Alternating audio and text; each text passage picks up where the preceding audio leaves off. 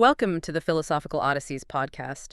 Usually when we talk about a medical diagnosis, there's this comforting expectation of absolute precision, right? Absolutely. It feels like engineering almost. Yeah, exactly. You fall off your bike, you break your arm, and the x-ray shows that stark, jagged white line right across the bone. And the doctor just points at the glowing film and says, there it is. Yeah, That is the problem. right. It gives you this definitive binary. Broken or not broken, sick or healthy. We crave that kind of categorization, because it tells us exactly what steps to take next to fix the issue. We like our problems to be visible and contained. Yes, neatly boxed up. But then, you step out of the hospital and into the chaotic world of society, culture, politics, human behavior, and suddenly that beautiful, precise X-ray machine is completely useless. Totally useless. If you try to take a snapshot of what is wrong with our culture right now, the image that comes back isn't a clean fracture. It's this profoundly murky, overlapping, chaotic blur. I mean, we are operating in the absolute definition of diagnostic muddy waters right now. Yeah. When you look at systemic societal behaviors, things that feel deeply irrational on a mass scale, you cannot isolate a single broken bone. The symptoms are literally everywhere, but the underlying disease is, well, it's incredibly difficult to name. And naming that underlying condition is our exact mission for today's deep dive. So I am thrilled to welcome you, the learner, the relentlessly curious mind, who just isn't satisfied with surface-level explanations, to our conversation today. We've got a really great one today. We are unpacking a genuinely fascinating, incredibly dense, and I think highly culturally resonant text by the philosopher and cultural theorist Zoran Terzić. The work is called Idiocracy, The Culture of the New Idiot. And we should probably set the parameters of this exploration right out of the gate, because the word idiot carries an enormous amount of heavy, often ugly cultural baggage. Oh, for sure. When people hear that word, their minds immediately jump to insults. Right. Insults, internet comment sections, or just sheer arrogance. The knee-jerk reaction is to think we're about to spend the next hour just calling people we disagree with stupid. Precisely.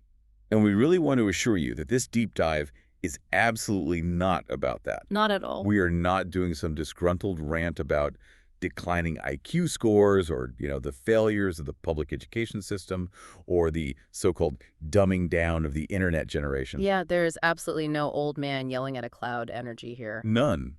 What Terzić offers instead is this profound philosophical, historical, and sociological excavation.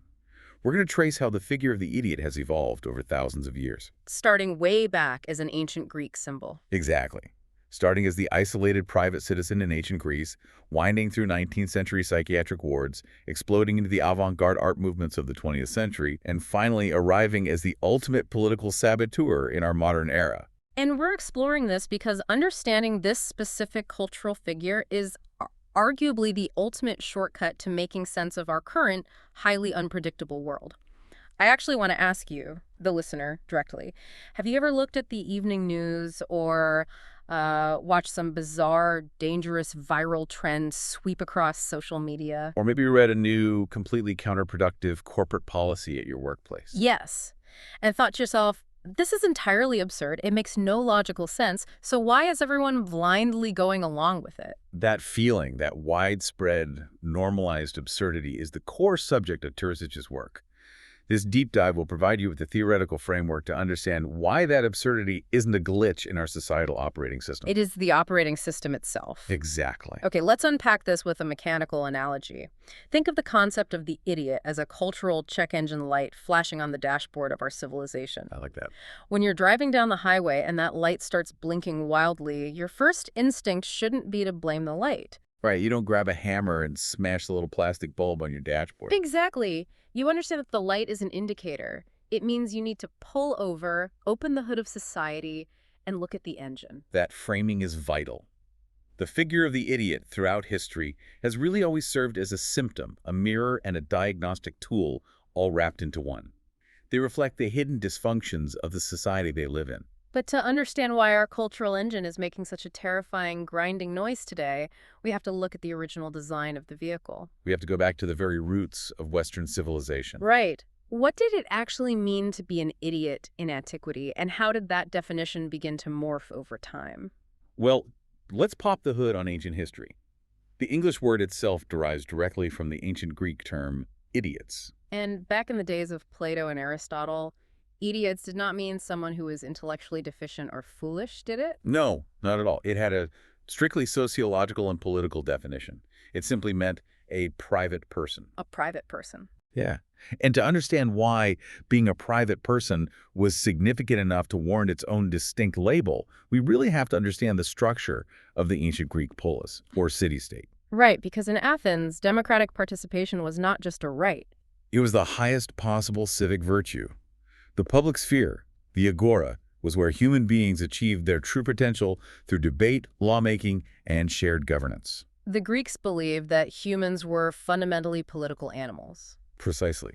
So in that context, if you were a citizen who refused to participate in the public sphere, if you only cared about your own private garden, your own family's wealth, your own immediate comfort. And you just ignored the voting assemblies and the juries. Exactly. If you did that, you were an idiot. It wasn't that you were dumb, it was that you were socially and politically disengaged. And that was viewed as a bad thing, right? A profound dysfunction. Oh, absolutely. Plato actually warned about this specific character type. Yeah. He believed that a society populated entirely by persons, by idiots, would inevitably collapse. Why is that? Because there would be no shared compass. There would be no political logos, which is the Greek concept of shared reason or discourse that binds a community together. Without that shared public reality, the state just splinters into 1,000 selfish factions. What I find so striking is how that purely political definition slowly warped as the centuries rolled on. It really did. The focus shifted from the private citizen who avoids the town square to someone who is fundamentally, biologically trapped inside their own private reality. Yes, the meaning drifted drastically. By the 18th and 19th centuries, as the medical field, specifically the burgeoning profession of psychiatry, began to categorize and institutionalize the human mind, the term shifted. It went from a political choice to a medical diagnosis. Exactly. Pioneers in European psychiatry, figures like Philippe Pinel and Jean-Étienne Dominique Esquirol, began using the term to describe a state of profound, inescapable mental isolation. So they weren't looking at people who refused to vote anymore? No, they were looking at patients who seemed entirely disconnected from the shared reality of the human race. They defined it as someone cut off from the social contract entirely, an individual standing completely alone, sequestered not just from the state, but from nature and from human connection itself. And this historical pivot brings us to one of the most compelling and honestly haunting concepts in Terzić's text, the zero expression. The zero expression, this is such a critical foundational concept here. How do you visualize this profound detachment? Terzić describes the zero expression as a blank, numb, or incredibly vague stare. Right. And if you want to map this onto modern pop culture, think of the ubiquitous internet meme of the derp face. Yeah. Or, to use a more cinematic touchstone, picture Tom Hanks sitting on that bus stop bench in the movie Forrest Gump, just looking out into the middle distance. Perfect example. Or, if you look at classical literature, the protagonist in Fyodor Dostoevsky's novel, The Idiot, Prince Mishkin, who frequently falls into these fugue states of utter detachment. When the average person looks at that specific blank expression, their initial instinctual assumption is that they're witnessing an absence of thought.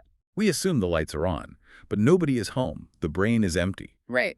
But Terzić, drawing on a long lineage of psychological theory, argues something radically different. The zero expression is not a void. It is a threshold state. And here is where the philosophy gets incredibly rich. Eugen Bleuler, the famous Swiss psychiatrist who actually coined the term autism in the early 20th century, spoke of this state as an intensely rich internal life. The zero expression is the face of someone operating entirely on their own internal terms, completely detached from our exhausting, demanding social contract. Think about what it takes to function in society on a daily basis. You are constantly interpreting the world around you. Constantly, you're reading body language, decoding metaphors. Anticipating reactions, projecting a persona, trying to change your environment to suit your goals. It is an endless, exhausting cycle of interpretation and manipulation. But the idiot, in this threshold state of the zero expression, drops all of that. They don't interpret the world to change it. They have no hidden agenda. They are simply a mirror. They become a pure, unadulterated reflection of reality, stripped of the heavy, invisible baggage of societal norms and expectations. It's almost like staring at a massive cinema screen right before the movie starts. The screen isn't empty, it's humming with potential energy. It's just waiting for a projection. That's a great way to put it. And to ground this in biology, Terzić references a brilliant observation from the renowned neuroendocrinologist Robert Sapolsky. Oh, I love this part. Sapolsky points out that if you isolate the physiological data of a human body, let's say you just look at a monitor showing a wildly beating heart, you cannot determine the emotional context. Right, because based on heart rate alone, you can't tell if that person is experiencing the immense, transcendent joy of seeing a loved one, or if they are in a state of sheer terror about to commit an act of extreme violence. The physiological response is identical. Yeah. The biological data is neutral. Exactly, and the zero expression is the cultural equivalent of that neutral heart rate. It is a physical manifestation of a radical, uncategorizable state of being. It is a state of pure existence before society rushes in to slap a label on it, before we decide if it's good or bad. Which perfectly explains why pop culture is so absolutely endlessly obsessed with this specific figure. We constantly elevate the simpleton, the outsider, the naive wanderer to the status of a profound hero. We love characters who operate outside the exhausting grid of our social anxiety. Consider the massive global success of a character like Marvel's Groot. Groot is fascinating in this context. Right. Here is a humanoid tree who possesses exactly one sentence in his entire vocabulary. I am Groot. He is a total outcast from the highly advanced, hyperverbal, deeply cynical galactic society around him because of his bizarre, simplistic nature. He certainly doesn't deliver grand political speeches about justice. No, he doesn't negotiate treaties. He operates purely on instinct, loyalty, and a kind of baseline goodness. And what is the narrative result? This single phrase, intellectually blank character, repeatedly becomes the emotional anchor and the literal savior of the universe. Or look at classic children's literature. Take Pippi Longstocking. Yes. There is a famous story where she walks down the street going into shops asking everyone for a spunk. The shopkeepers are bewildered. The adults are frustrated. Nobody knows what a spunk is. And the brilliant punchline is that Pippi doesn't know what it is either because she just invented the word that morning. Exactly. She is operating entirely on her own internal logic, completely unbothered by the fact that the external world doesn't share her dictionary. I make my world how I like it, she says. We fall in love with these characters because they possess what the 17th century philosopher René Descartes famously called a natural light. A natural light. Yes. It's an innate, deeply grounded wisdom that our hyper-intellectualized, overanalyzed, chronically anxious modern society has completely lost touch with. We are so busy overthinking every interaction, strategizing our career paths, and reading the cultural room that we've lost the fundamental ability to just simply be. Terzić anchors this pop culture phenomenon in a brilliant historical text to show how old this longing really is. He points us to a work called Idiocracy, written in the 15th century by the Renaissance philosopher and theologian Nicholas of Cusa. Now, Nicholas of Cusa was a highly educated, deeply influential cardinal and philosopher, but he writes this series of dialogues where he creates an alter ego for himself. He imagines himself as a humble, completely uneducated amateur, an idiota. And what does this 15th century idiota do to pass the time? He doesn't read Latin texts in a monastery. He carves wooden spoons in the marketplace. He is a literal spoon carver. Yep. In the dialogues, this amateur craftsman is approached by elite, highly educated scholastic philosophers, men who have spent their entire lives memorizing towering, complex syllogisms and ancient texts. But the humble spoon carver effortlessly outsmarts them. He completely unravels their complex arguments. True. And he does it precisely because he is not burdened by their academic jargon, their rigid schools of thought, or their institutional vanity. The scholastic philosophers are trapped in a labyrinth of their own words.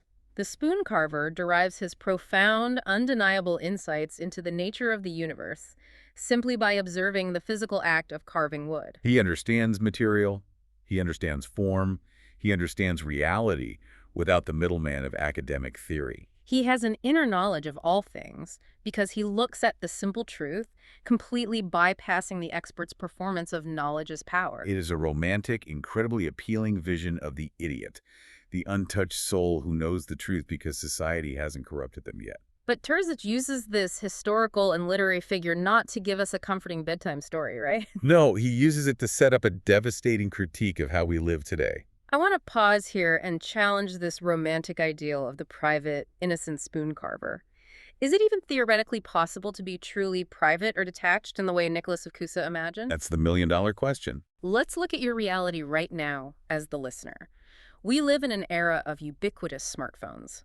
We have social media algorithms tracking our eye movements, logging our purchase history, monitoring our GPS coordinates, and predicting our emotional states. It's a level of surveillance that ancient philosophers couldn't even fathom. Furthermore, we're culturally pressured to have an immediate public opinion on every global tragedy, political election, and cultural controversy.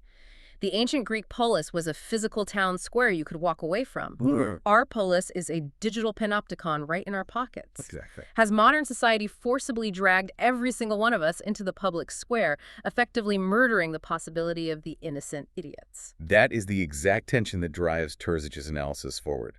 The sheer impossibility of remaining a purely private, innocent, untouched individual in the modern, hyper-connected world acts as this immense pressure cooker. And under that pressure, the concept of the idiot cannot hold its shape. It fractures.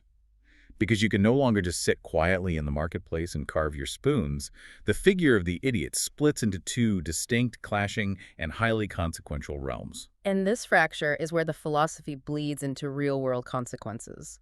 Terzić categorizes the modern idiot into two very different manifestations. Let's start with the first realm. The first realm is the direct descendant of the spoon carver and Prince Mishkin. It's the airy, intuitive, naive creator. This is the artist, the feral child, the innocent troublemaker whose sheer disregard for established norms accidentally upends the world's knowledge and creates something genuinely novel. To understand the first realm, you really just have to look at the daddyist art movement that exploded in Europe during the 1910s and 1920s. Think about what the world looked like then. World War I was raging. Millions of young men were being slaughtered in the trenches by machine guns and mustard gas. And who started that war? Yeah. The most highly educated, rational, aristocratic leaders of Europe. The so-called experts had used their flawless logic and industrial systems to create an apocalypse. So in response to the horrific consequences of that supposedly rational society, artists like Tristan Tzara and Marcel Duchamp decided that rationality itself was a disease. The only sane response to a world that uses logic to justify mass murder is absolute, unapologetic absurdity. The idiot becomes the only valid philosopher. Right. So Tzara stands on a stage, cuts up a newspaper article into individual words, puts them in a hat, pulls them out randomly one by one, and declares the result to be a poem.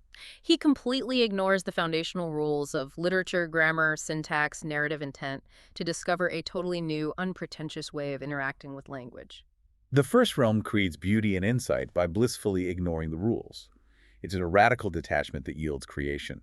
But then Terzić introduces us to the dark reflection of this figure, the second realm. If the first realm is the innocent creator, the second realm idiot is the lout, the fanatical mob, the corrupt profiteer, the institutional self-saboteur. This is the figure whose detachment from shared reality pulls the entire world down into the abyss along with them. Here is the critical distinction.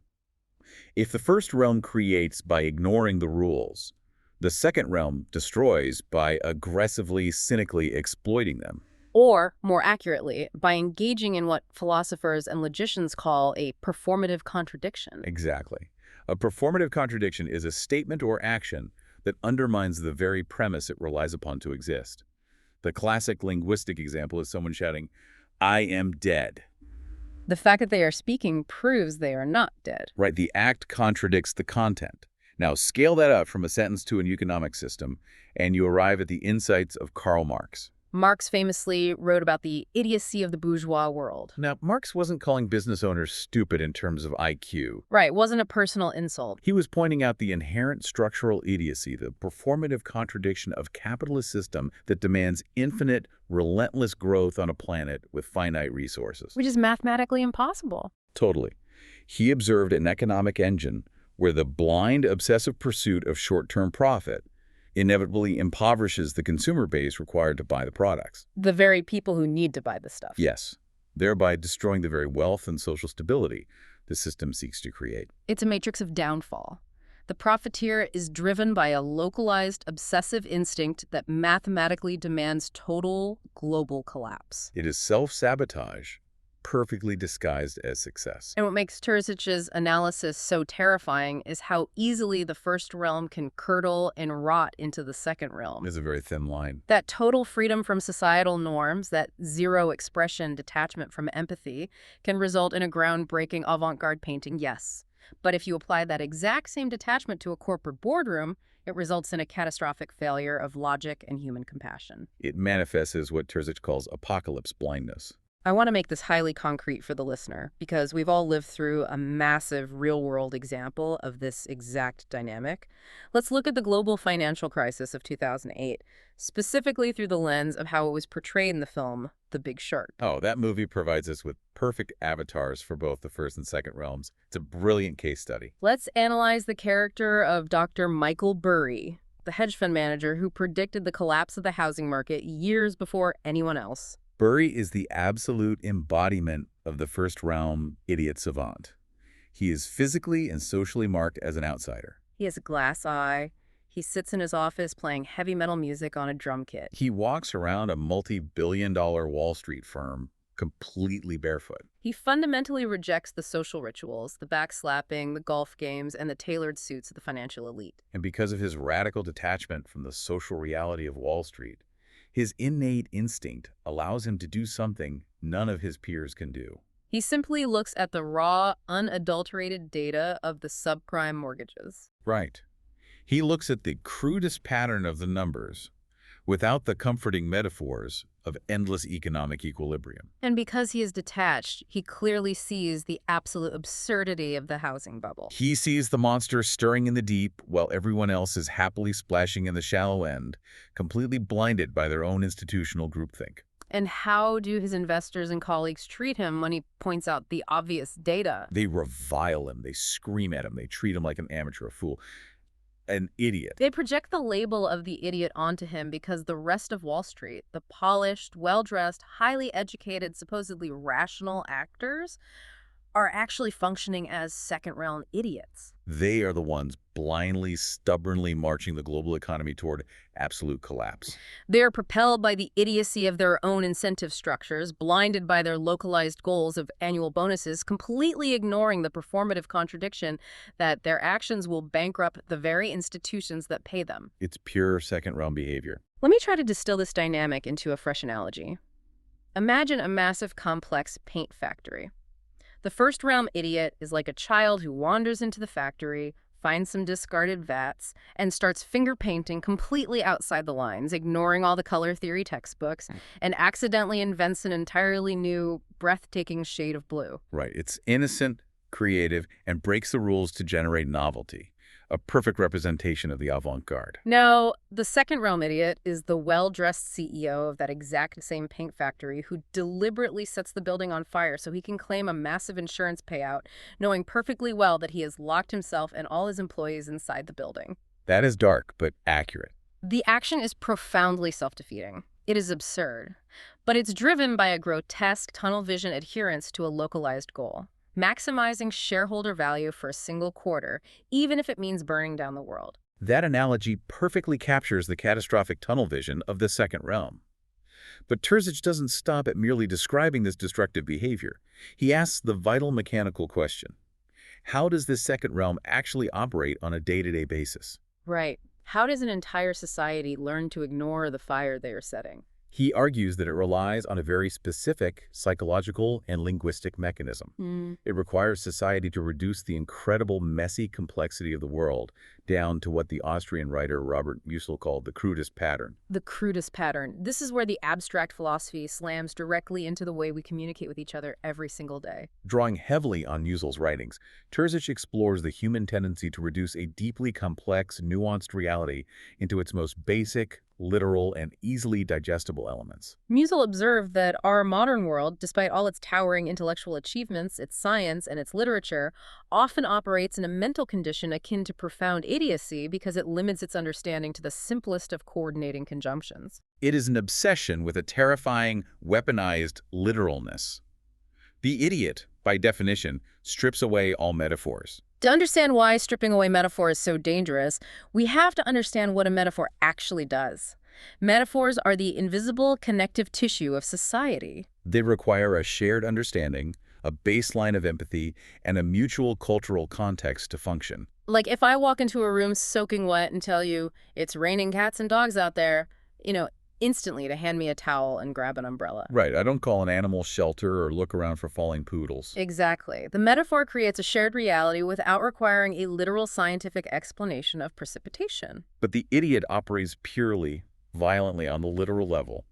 Terzić highlights this phenomenon with a brilliant historical anecdote from the 19th century psychiatrist Esquirol, whom we mentioned earlier. Oh, this story's wild. Esquirol was treating a psychiatric patient who was suffering from a profound state of melancholic idiocy. Seeking to pull the patient out of his internal isolation, the doctor prescribed a common therapeutic remedy of the era. He recommended that the patient get on a horse. Right. Now, in the cultural context of the 19th century, getting on a horse was a universally understood metaphor for going on a pleasant, leisurely ride through the countryside to get some fresh air, stimulate the senses, and clear the mind. It contained an entire payload of cultural assumptions. Exactly. But Esquirol later checked on the patient and discovered something fascinating. The patient had taken the doctor's recommendation with absolute, unbroken literalness. The patient went out to the courtyard, found a horse, climbed onto its back, and simply sat there. He remained on the stationary horse for hours without ever urging the animal to move a single step. Wow, he literally just sat on it. Just sat there. He completed the literal instruction. He completely bypassed the societal variable, the unwritten cultural metaphor of going horseback riding for leisure. He executed the literal command with zero interpretation. But Terzić pulls a profound philosophical insight from this seemingly humorous medical footnote. He argues that the idiot operates with absolute skin in the game. They commit fully and entirely to the literal sign without the protective, ironic, or contextual distance of metaphor. They exist entirely in a state he calls the idiotic real. The patient wasn't trying to be funny. He wasn't trying to subvert the doctor's authority. He was just radically, unapologetically literal. Right. But when we transition from a 19th century courtyard to the 21st century, we have to ask a terrifying question. What happens when we scale this up? What happens when an entire global society, connected by instant digital communication, starts interacting almost entirely on the level of the crudest pattern? Think about the digital landscape you navigate every day. When you look at how we communicate, debate, and argue today, what stands out to you about the mechanics of those interactions? What stands out to me is the complete and utter death of nuance. Absolutely. We regularly see vastly complex, deeply interwoven global debates, whether about geopolitical conflict, public health, or economic policy, reduced to binary, literal shouting matches. We don't converse, we talk entirely past each other. Everything is stripped of its historical and emotional context until we're just screaming dictionary definitions at strangers. Yes, and Terzić uses a phenomenal, highly recognizable visual example from modern internet culture to illustrate this exact breakdown. He references the famous "Are you drunk? Yes, no" meme. Oh, I know exactly the image you're talking about. It's a photograph of a piece of paper, likely a poorly designed intake form or a joke test. Printed on the paper is the question, "Are you drunk?" And below the question are two neatly drawn, mutually exclusive checkboxes. One is labeled yes, and one is labeled no. It represents the ultimate rational binary system. And how does the intoxicated person interacting with this rational system fill it out? They bypass the boxes entirely. They take a pen and draw a massive, sloppy, chaotic X that lands completely outside of both checkboxes, just floating in the blank space of the paper. They literally miss the binary choice provided by the system. It is the absolute perfect visual representation of the idiot short-circuiting a rigid expected system. By failing the test on a literal mechanical level, by being unable to place the ink inside the square, they reveal a much deeper unintended truth. They are, in fact, incredibly drunk. The failure to use the system correctly actually becomes the most accurate, undeniable answer to the question. The crudest pattern destroys the formal architecture of the test. Now apply that meme to how we argue online today.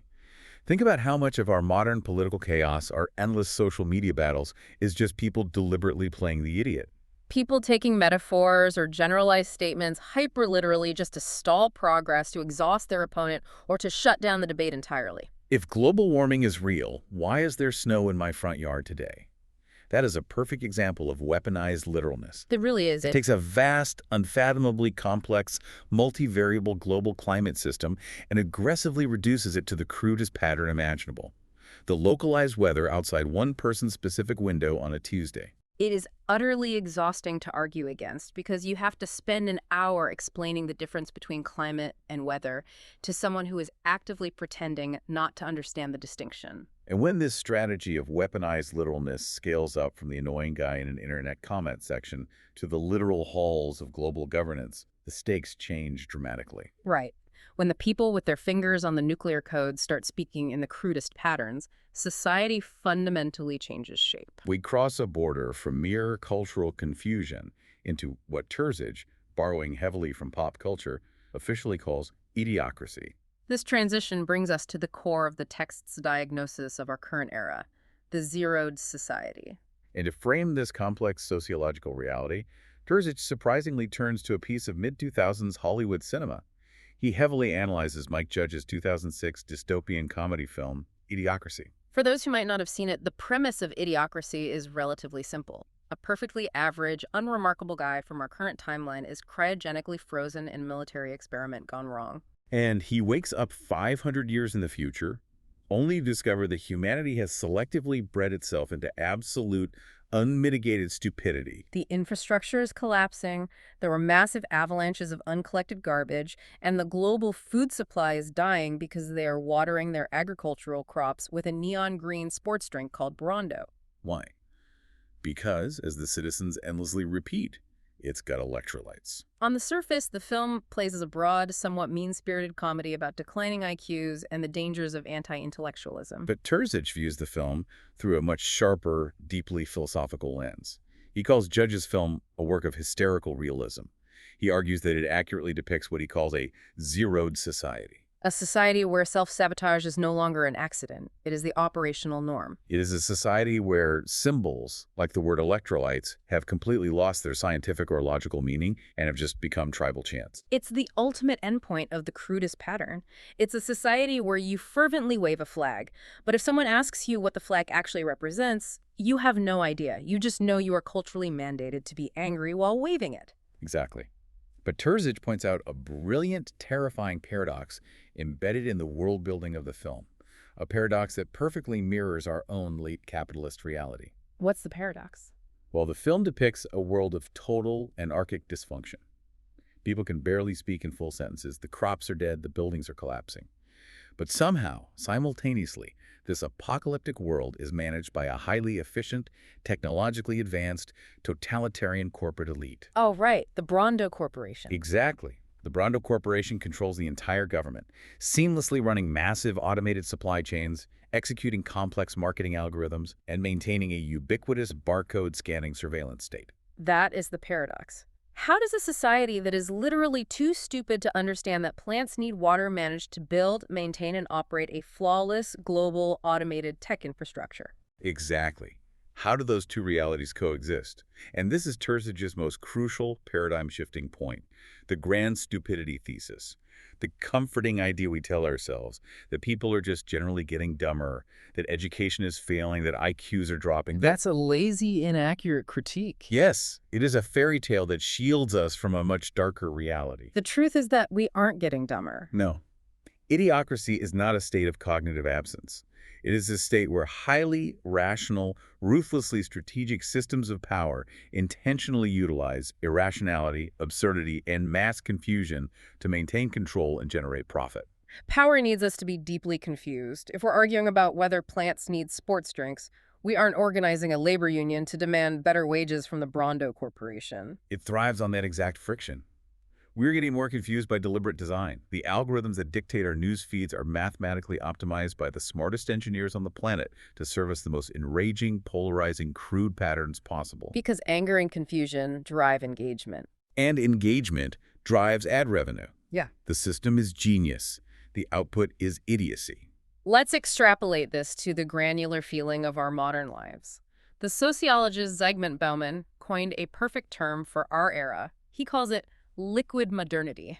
Liquid modernity. In liquid modernity, everything feels terrifyingly temporary. Jobs are gig-based, relationships are swiped away on an app, geographic locations are transient, and even fundamental facts seem to melt into opinions overnight. We're caught in this agonizing paradox between total, godlike global connectivity and extreme, crushing individual isolation. Terzić points out the ultimate irony of this liquid state.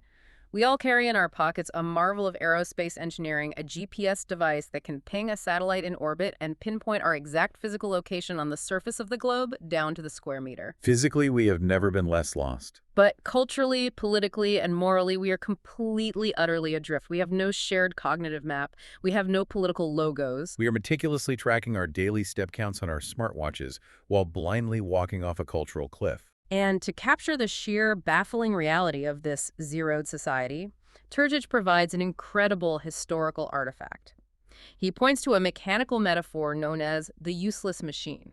The useless machine is a physical object conceived by the brilliant pioneers of artificial intelligence, Marvin Minsky and Claude Shannon, back in the 1950s. Right, and to understand why they built it, you have to understand the post-World War II era. This was the dawn of cybernetics.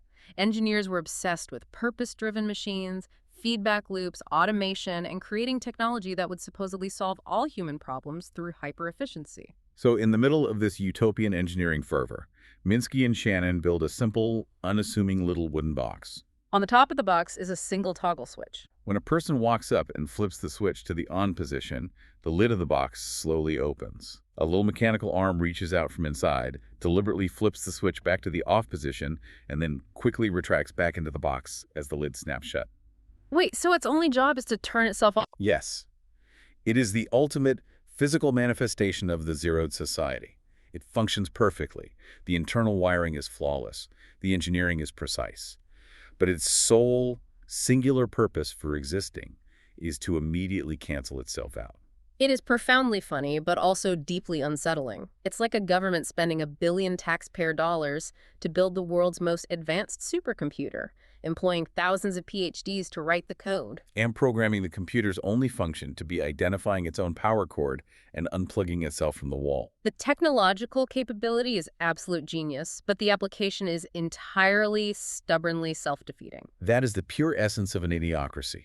It is a macro system working at maximum, exhausting efficiency to achieve absolutely nothing, or worse, to actively destroy its own foundations. But staring at the useless machine inevitably raises the million-dollar question: who exactly is flipping the switch? Who is benefiting from this? Right. If the system is designed to create confusion, who is managing the zeroed society? To understand the leadership of this era, we have to look at the psychological evolution from the traditional old idiot to the terrifying new idiot. Terzić draws heavily here on the complex framework provided by the French philosophers Gilles Deleuze and Félix Guattari. They made a vital structural distinction between the old idiot of classical philosophy and the new idiot that dominates our modern political landscape. Okay, let's unpack the mechanics of this difference, because it explains so much of what we see on the news every night. Think back to the old idiot. Think of Descartes searching for his natural light, or our humble 15th century spoon carver.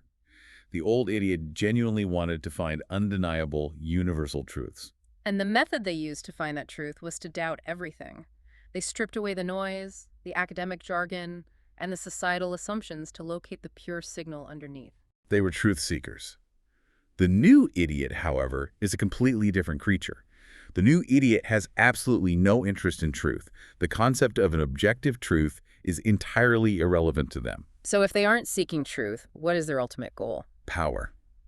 Specifically, they want to turn absurdity into the highest form of power. They exhibit what Terzić powerfully calls a will to absurdity. This is the primary driving force behind modern political idiocy. What's fascinating about Terzić's approach here is that he uses modern political figures as structural examples, but he does so without falling into partisan bickering.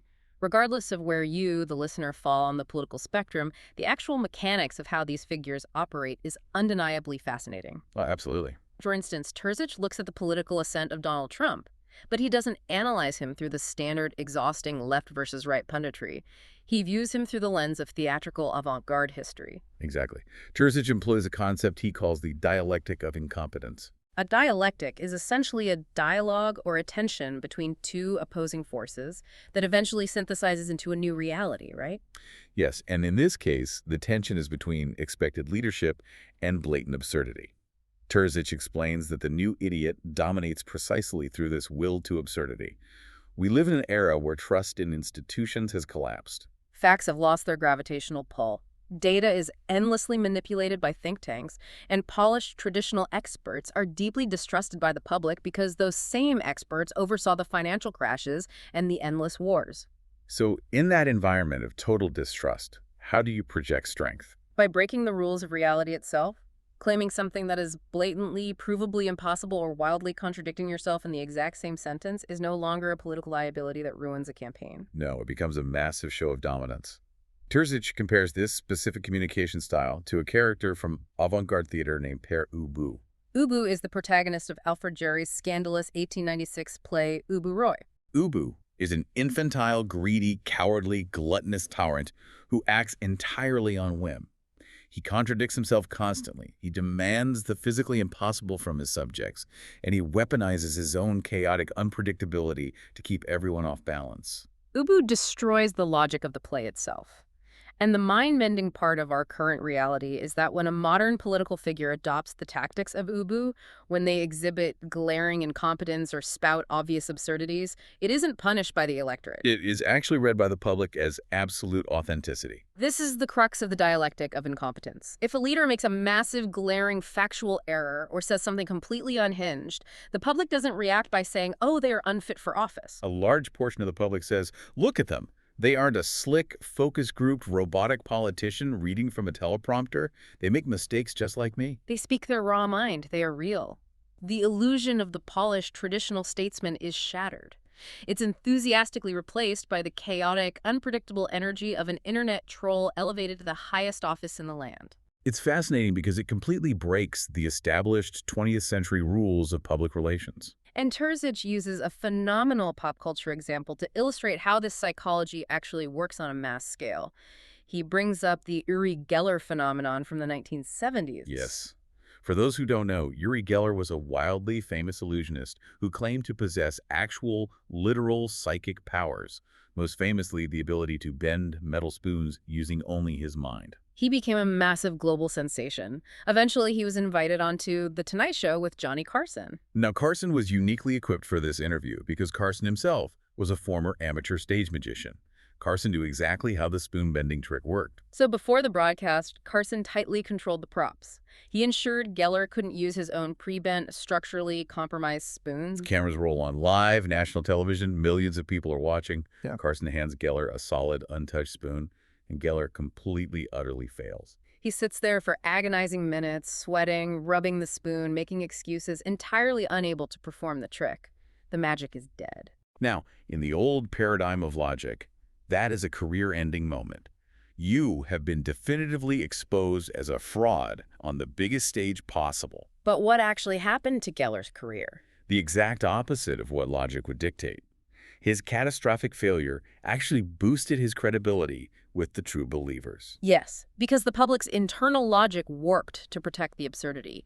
People reasoned, well, think about it. A slick, fake magician from Las Vegas would have perfected the trick. He would have easily fooled Carson. The fact that Geller failed, the fact that his powers were unpredictable and unreliable under pressure actually proves that he is a real psychic dealing with volatile spiritual energies. His blatant failure became the ultimate, unassailable proof of his authenticity. That is the dialectic of incompetence functioning perfectly. The further a leader, a guru, or a public figure departs from baseline reality, object consistency, and competence, the truer their message seems to be to their followers. Because it proves they are entirely unbound by the rules that constrain normal people. But I have to step in and push back on this framework, or at least challenge how we, the observers, react to it. If we, you, me, the media, the average citizen, if we just dismiss political leaders or mass movements we disagree with simply by labeling them idiots or writing them off as absurd, aren't we acting exactly like that arrogant 19th century psychiatrist in the horse example? That's a very fair point. Aren't we just looking at them and saying, they aren't riding the political horse the way my textbooks define riding a horse, therefore they are crazy? Are we blinding ourselves to a completely new, highly effective kind of political rationality just because it looks like chaos to our old-school logical sensibilities? That is the brilliant, incredibly uncomfortable trap that Terzić highlights. Yeah. Yes. If we lazily fall back on the grand stupidity thesis and merely label these movements as dumb, we completely miss the terrifying truth. This weaponized absurdity is a highly effective, deeply rational strategy for gaining and holding power in a zeroed society. The power doesn't come from making logical sense. The power comes from dictating the terms of the chaos. If you control the absurdity, you control the narrative. And that constant top-down barrage of absurdity doesn't just stay in the realm of high politics or celebrity television. It trickles down into the micro-interactions of every single day. It creates an inescapable, crushing psychological pressure on the everyday individual. Which brings us to the final, most personal layer of our deep dive, the creation of the frenetic subject and the toolkit of idiopractice. We've spent a lot of time analyzing the leaders, the systems, and the historical figures, but now we must turn the lens onto the listener. What does living inside an idiocracy, a society that constantly gaslights its citizens with performative contradictions, actually do to your brain? Terzić argues it creates what he calls the frenetic subject. We live in an environment he dubs Wendy's world, which is a reference to a homogenized corporate landscape that desperately tries to disguise itself as authentic. As frenetic subjects, we are facing a brutal paradox: the democratization of the exceptional. I feel the weight of this one every single day. We are constantly, relentlessly pressured by social media algorithms, by corporate hustle culture, by the hyper-competitive gig economy to be a completely unique, singular brand. You can't just be an employee. You have to optimize your morning routine, curate a flawless aesthetic on your Instagram grid, launch a unique side hustle, and vocalize a highly individualized set of opinions. The societal mandate is paradoxical. You must be completely unique in exactly the same way as everyone else. Exactly. And the result of everyone desperately trying to be the main character is a massive global swarm of people who are identically unique. We are all exhausted. We are running on a treadmill of algorithm-driven narcissism, desperately trying to prove to the Brando Corporation that we aren't just another barcode. The French sociologist Alain Ehrenberg refers to this specific modern condition as the weariness of the self. We are caught in a vicious cycle of self-imposed systemic exhaustion. We are burning ourselves out trying to find logic in a useless machine. But, and this is the crucial turning point of Terzić's entire philosophical project, he does not just leave us drowning in this despair.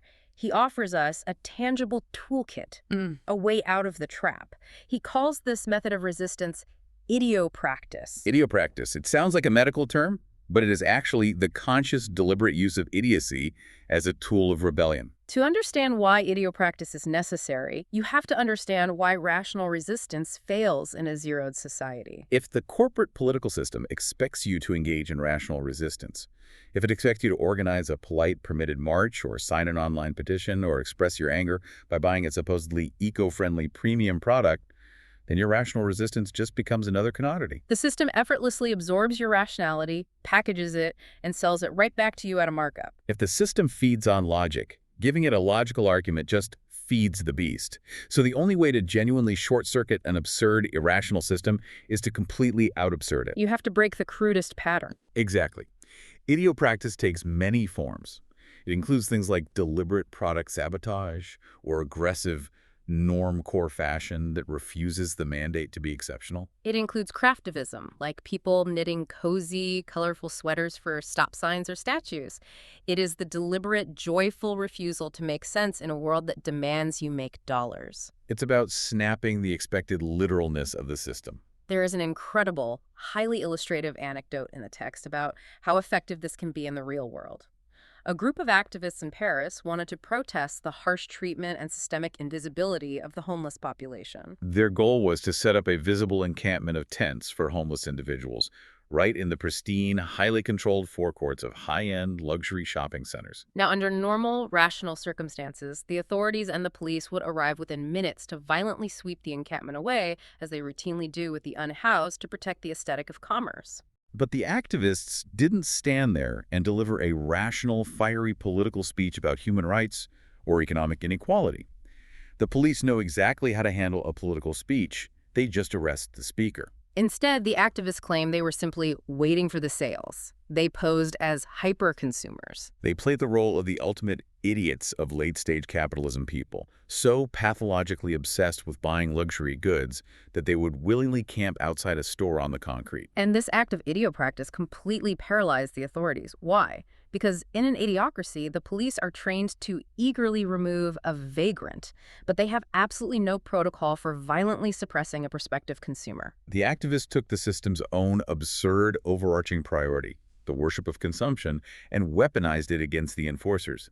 They performed idiocy to successfully protect the vulnerable. That is an absolute masterclass in idiopractice. Let me bring this directly back to you, the listener, with one final analogy to clarify how you can apply this. Think about the most agonizingly bureaucratic, red tape-filled process at your job right now. You know the one. Oh, we all have one. Now imagine you are running on a treadmill at the gym and the machine's software glitches.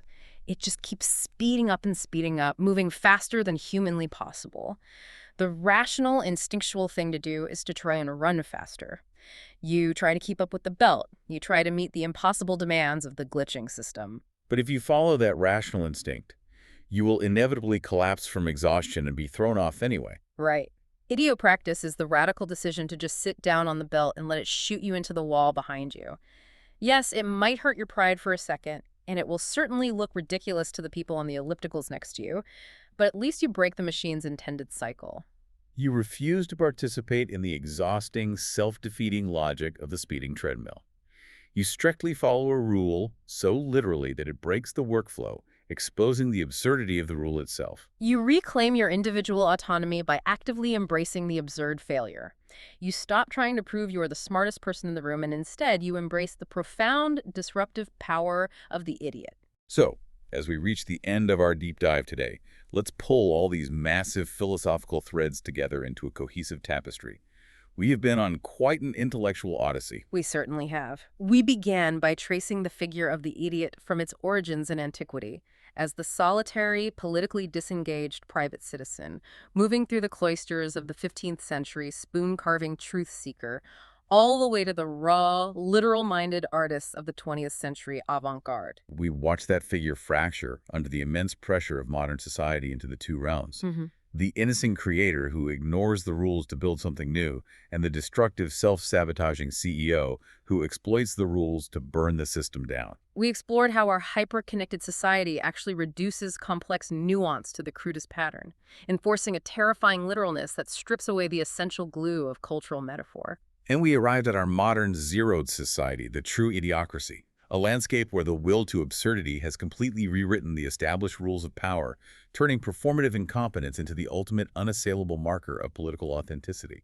And finally, we analyze how this environment exhausts us, turning us into frenetic subjects desperately trying to brand our own weariness. But we also discovered how we can fight back, not with more exhausting rationality, but by using idiopractice, the joyful deployment of weaponized absurdity. Which leaves us with a final provocative thought for you to carry into your week, something to mull over when you encounter the inevitable absurdities of tomorrow. If we are truly living in an idiocracy, a society where the macro systems are inherently mathematically designed to sabotage themselves, where the treadmill is always speeding up regardless of how fast you run, perhaps the only true act of freedom left isn't trying to be perfectly, exhaustingly rational. Because your rationality is just absorbed, packaged, and neutralized by the algorithm. Exactly.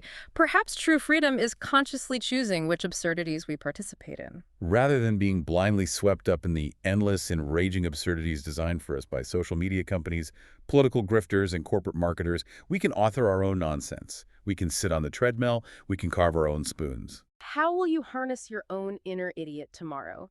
Will you let the cultural check engine light panic you into running faster, or will you use it as an excuse to pull over, laugh at the broken machine, and navigate off the highway entirely? It's something to think about. Don't forget to follow us and subscribe to stay updated on our latest episodes and never miss a step in this odyssey of thought. Until next time, keep questioning.